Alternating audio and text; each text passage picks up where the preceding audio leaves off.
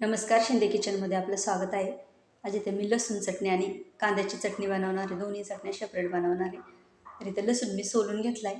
त्यात तो आता मिक्सरच्या भांड्यात घालायचा आहे. त्यानंतर सुकं खोबरं किसून घेतले, ते पण टाकायचे.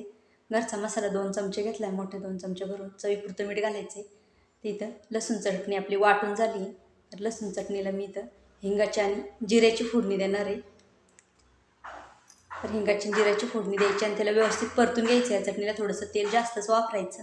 बऱ्याच वेळेला आपल्या घरामध्ये भाजी जरी नसली तरी आपण लसूण चटणी किंवा कांद्याची चटणी बनवून ठेवली तरीसुद्धा आपण कधी पण खाऊ शकतो, भाजी नसली तरी.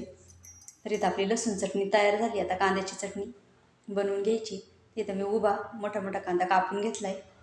त्यातमध्ये 2 चमचे घरचा मसाला घातला आहे, चवीपुरतं मीठ घातलं आहे, थोडंसं जिरं घालायचं आहे आणि इथं कांद्याची चटणी पण वाटून घेतली. तर ह्याच्यासाठी मी इथं मोहरीची आणि हिंगाची फोडणी देणार आहे. ह्यातमध्ये पण तेल जास्त घालायचं आहे. दोन्ही चटण्यांमध्ये पाणी नाही वापरायचं आपल्याला.